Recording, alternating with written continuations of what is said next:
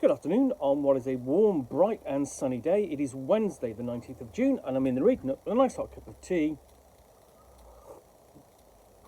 and parcel to unbox quite a thick parcel at that. So let's get the knife to it.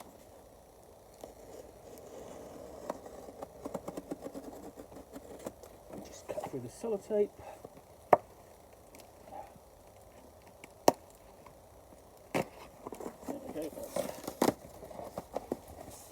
Coming away nice and easy.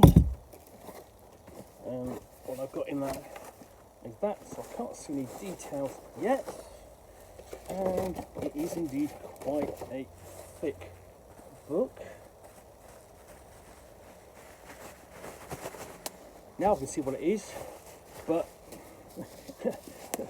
there's another layer of bubble wrap, which very conscientious, but this is the Chronicles of Future Earth. It's a player's guide, cosmic fantasy role-playing in the post-historical age by Sarah Newton. We've been waiting for this for quite some time, but obviously for various reasons the author has had to put it on the back burner, as it were, but now it's with us. So, Chronicles of Future Earth, a cosmic fantasy role-playing game in the post-historical age. Player's guide, everything a player needs to play. In the last centuries of the fifth Cycliad, a great malaise descended on the lands of humankind. From the ages of reality, ancient enemies began to tear at the slumbering civilizations of Earth and to feast on their decaying flesh. And all around rose a cry for heroes to stand against the dying of the light and save the world from the sins of its past. The Chronicles of Future Earth is a cosmic fantasy role-playing game set in the far, far, far future of planet Earth. A game of sorcery and demons, fallen civilizations and ancient technologies, monsters, mysteries and mind-shattering dimensions. This player's guide provides all you need to create and play characters in this fantastic and fascinating world. Together with its companion volumes, The Guide to Future Earth and the Chronicles Guide, it uses the Cosmic Fate system, a new incarnation of the Fate core system, to bring you deep, original and action-packed genre. Some said it was the end of day, some said it was only the beginning. These adventures tell the history of that time to come. These are the Chronicles of Future Earth. Now this is from Typhoon Games, and it is powered by Fate. Now Fate was first seen basically it's from Evil Hat Games in the Spirit of the Century role-playing game, which is a pulp action role-playing game, and it's very much a storytelling game with mechanically not a lot of progression in it, but it's a really very well done system for handling action and storytelling, and at scale. The author has also written probably the only true sort of transhuman space role-playing game capable of doing the science fiction of Ian M. Banks, because you can actually scale up from playing a sentient chimpanzee all the way up to playing an actual spaceship. Using the same mechanics, or it's all a question of scale. So that is by the by. So let's have a look at this white page, of course, before we get to the colour bits. So there we go. Got the credits page. That's actually the frontispiece. Dedication and content, and actual list of contents page. A nice little dedication there, much deserved. Of course, and then we're into the forward, an introduction describing what Future Earth is, and essentially what the elements of the setting are, like the venerable autocracy of Saqqara, what is the Chronicles of Future Earth, and what is the historical, post-historical age, and then what I like, one of the questions it does ask is, so what do you do in the game? There we go. And that's a question that not every role-playing game does. Now, in some role-playing games, it's kind of obvious. So if you're doing an adaptation of, say, of the Alienverse, you are going to be role-playing either the Marines or the scientists or the workers, and you know what kind of stories you're going to be telling. But in the case of some other role-playing games, for example, like Chronicles of Future Earth, you don't necessarily know. So, so also says this is a Fate core game, right? Yes, it is. But it also says, but hold on, this is Fate Core, but not as you know it. And it says, Fate Core system is highly flexible, but it's then it's designed to handle sort of like more epic stories. It's also lethal, and it's meant to be fascinating. So there we go. You've got that breakdown of what's different with the Fate Core fantasy system here. And before we get on to essentially describing what's in the book, and also got a note of how did the Chronicles of Future Earth differ from Mindjammer? So it's interesting to say that you'll see parallels between the two, not just in the system, but it does make clear of what's different. So with all the introduction over, we actually get into the setting itself. So welcome to the venerable autocracy, and very quickly, got a decent map of the area.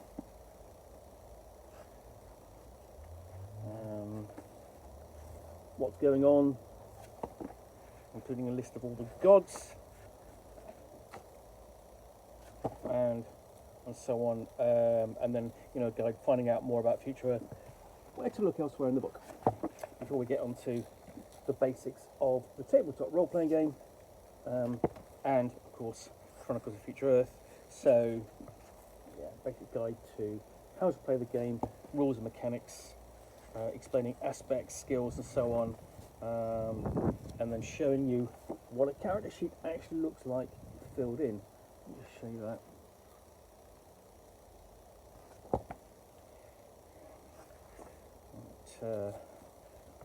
And just going through the basics of the mechanics, explaining how they work, and then how to roll the dice, and then scores, modifiers, and scales. So the stats do have basically your skills and stats do have values, but again there's a certain sense of scale to them. I like at the end of each chapter you've got what's next. It's telling you what to look at next. So it's been very helpful. And then we're on to character creation.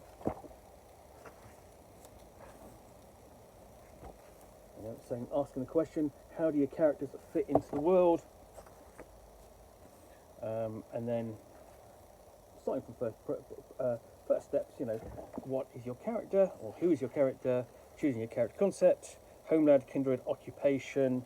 And these are all aspects that can be tagged and compelled, of course, during play, because that's one of the neat things that you can do in Fate. You can tag an aspect to gain a bonus, and then it can also be compelled to basically push the story onwards, by the game master.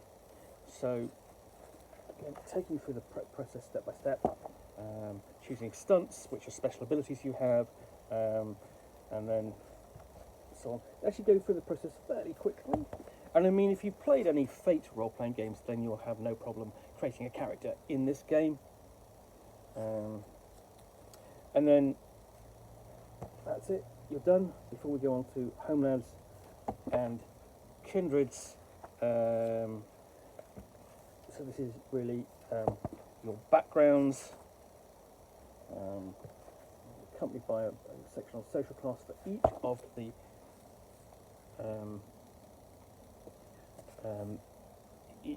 each of the homelands. So for example, homelands of venerable autocracy, Hibernian, so there's the details for Hibernian, and then you turn over the page and you have a Hibernian social class, which you can roll or choose, from outlaw slave all the way up to aristocrat.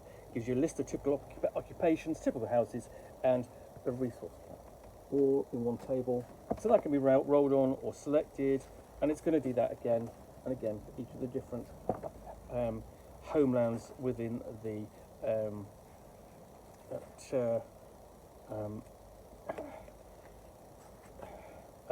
venerable autocracy. And each is going to be illustrated, so you've got some idea of how the average person dresses.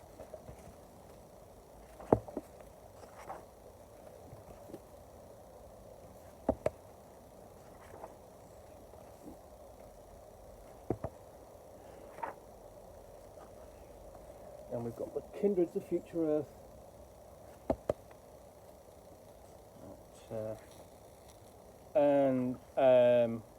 So this is just basically dealing with the cultural backgrounds, and you've got associated pantheons listed as well. Notes on their social class.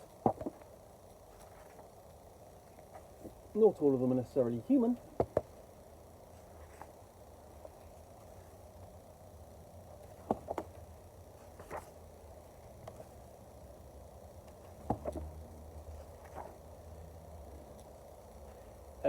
But close enough, because you've also actually got not humans of Earth.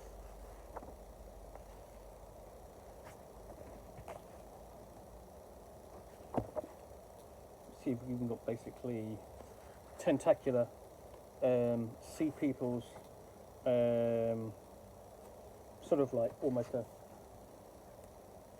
armadillo-like.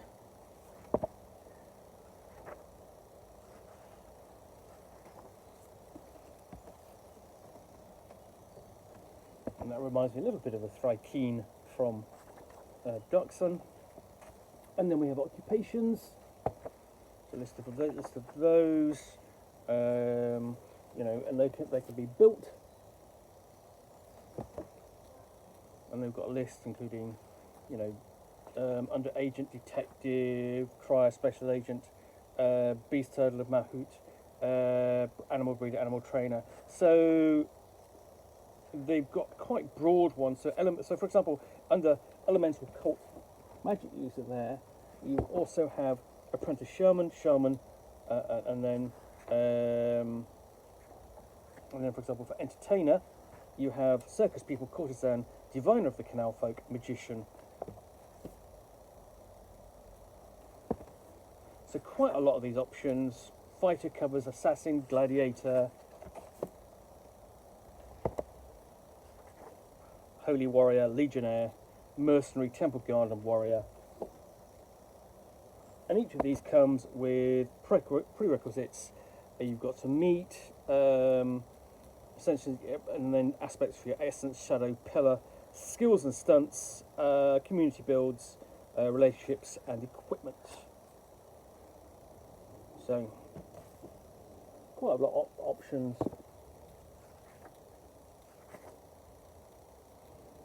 So patrician, optional courtier, and dilettante, and it makes a difference because you've also got idle, rich there, and then tearaway, and so on. So you've got quite a lot of options in terms of occupations. You've got a sample community build, so you know you can actually it shows you how it's done as well.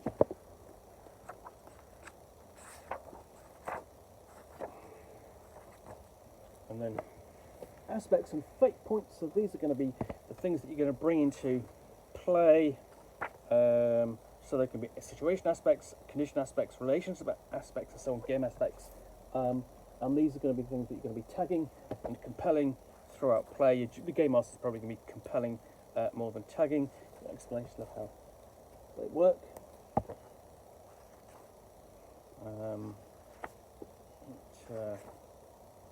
And then notes on the fate point economy. The fate point economy is you're spending fate points to tag, and you're earning fate points by being compelled.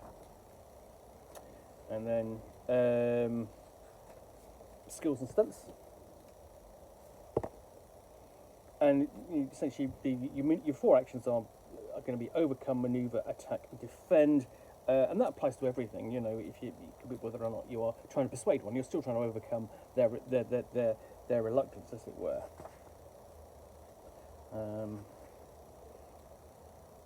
So, guide on how to create stunts, and this is followed by a list of all the skills there. There aren't very many skills in the game, and you're not going to know all of them. You don't necessarily need to. And each skill has an associated set of stunts to choose from. So for athletics, it could be acrobat, charge, climber, dazing, counter, leaper, sprinter, swimmer, and so on.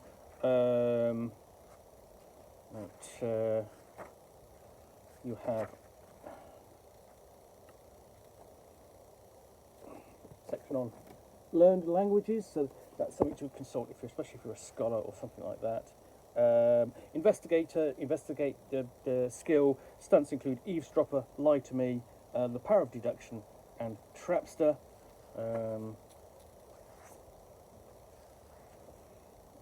And so on. You've got lots of them for melee combat.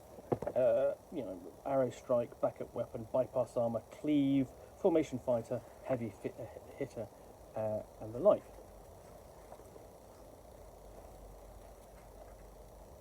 And then chapter on equipment, including notes on coinage,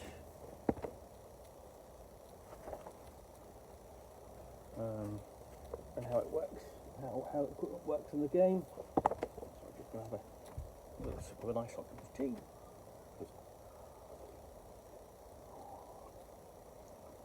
Definitely need it. And then you're into tables of equipment like this one for armour. And we've got several of those, just the same thing for your weapons.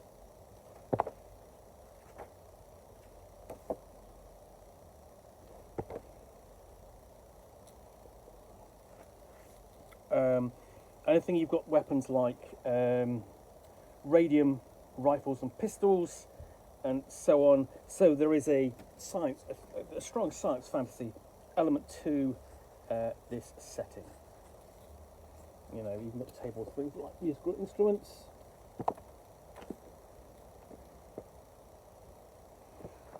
And then we actually get onto the rules themselves, how to do things, how are you rolling dice. And fake dice are easy to get. Essentially, they have they're six-sided dice, but they have on two faces have plus signs, two faces have subtraction signs, and the other two are blank. The pluses and the minuses cancel each other out. You're hoping to roll more pluses than minuses. So, yeah.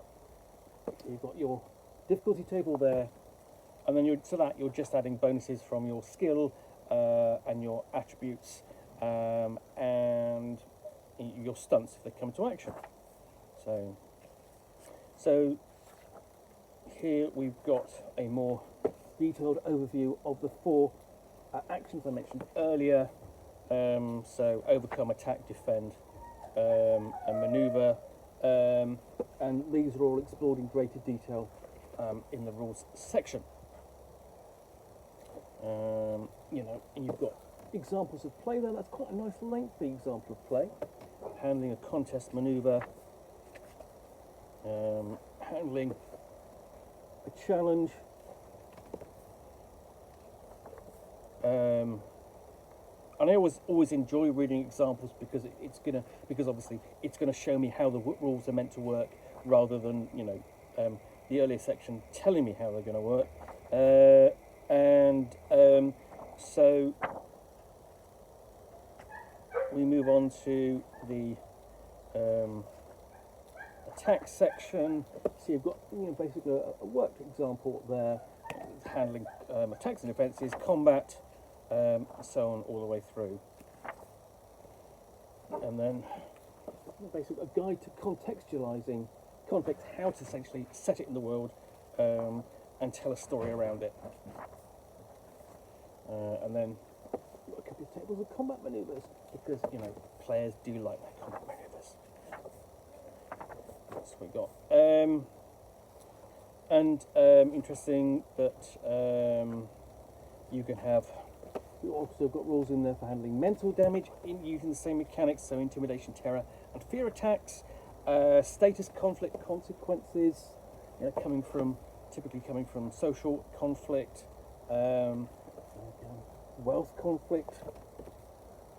So there's some sort of like abstracting that sort of thing, but it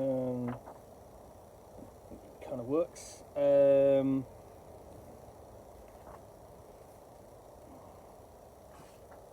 And then we're on to healing and recovery.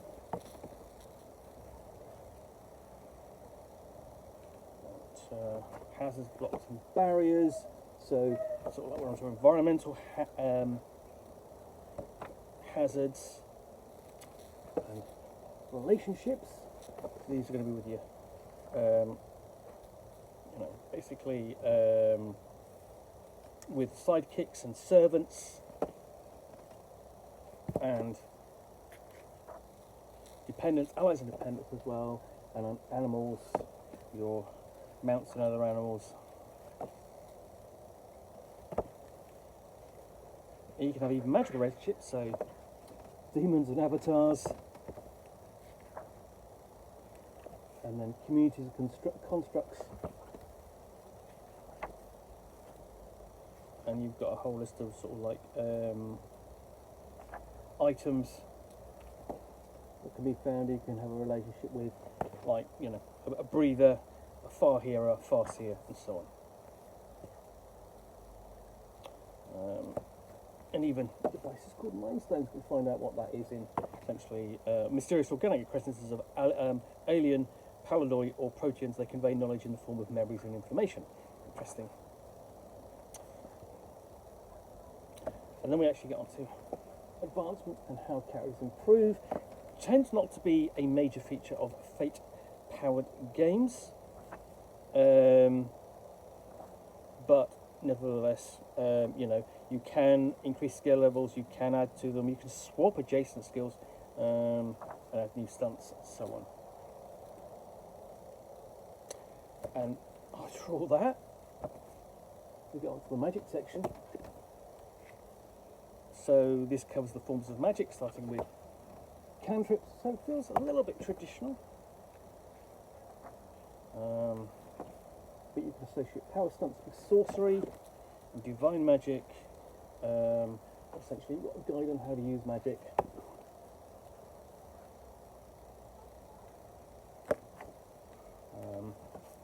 Including duration and targets, covering all the sort of things you probably typically need to know. And then, you know, handling things, other things like illusion magic and cantrips, so on. And then it's got different types of magic. So, for example, you'll start off with animality, and then you've got cantrips under that: animal scalp, no animal, rip claw, rip tooth, power stunts of beast walks, instinct reactivity, lick wound, and so on. So essentially these are kind of mini schools, as it were. You know, change by fire, command,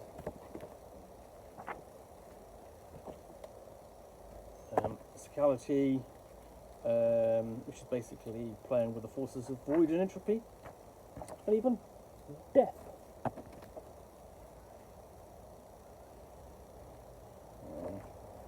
And actual entropy.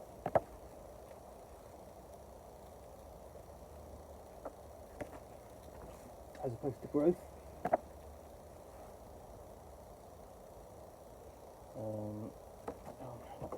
Realization of the will.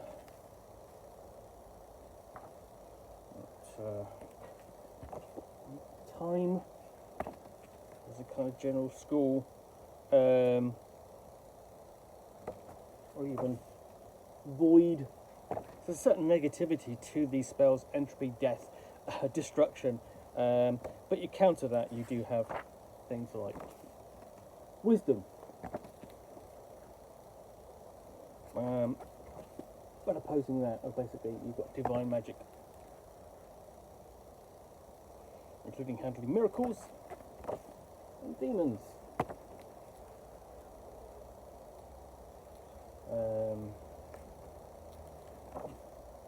Including a sample demon there.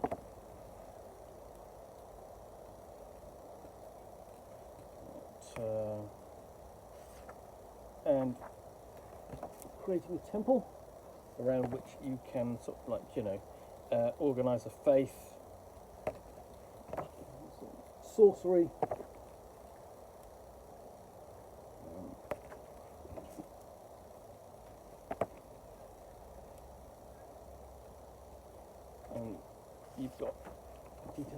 memoirs that can be found full of spells that you can learn.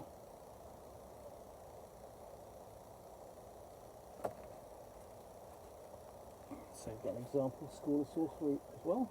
So fully worked out. You can reuse that in your game. Alternatively, mysticism has options, which is basically harnessing the powers of the principles of the cosmos.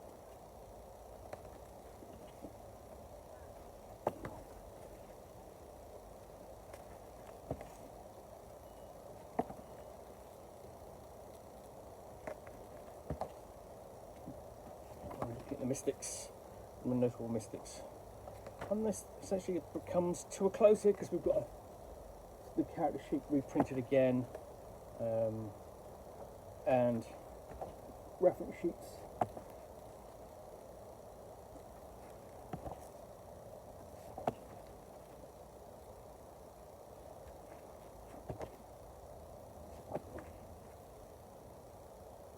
And so on.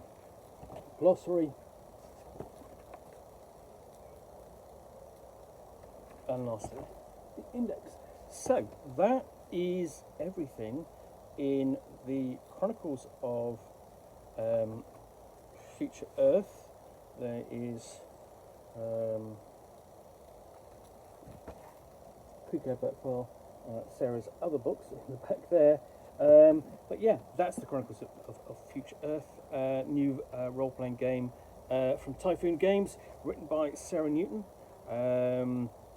It's absolutely fantastic if you're looking for a far future swords and sorcery Baroque style campaign setting. So I hope you enjoyed this unboxing in the Nook. If you did, then please do click on the like button down below. And of course, if you've got any comments or feedback, I do appreciate you taking the time to post those. And lastly, if you want to be alerted to get more unboxings of the Nook, where you'll see me out here with a package containing a book or game, or in this case a role-playing game, which I will unbox and chat about to the best extent of my knowledge for roughly 10 minutes or so, all of course accompanied by a nice hot cup of tea, then please do click on the subscribe button down below. Thanks again for watching another unboxing in the Nook. I will be back again soon with another one. Bye for now.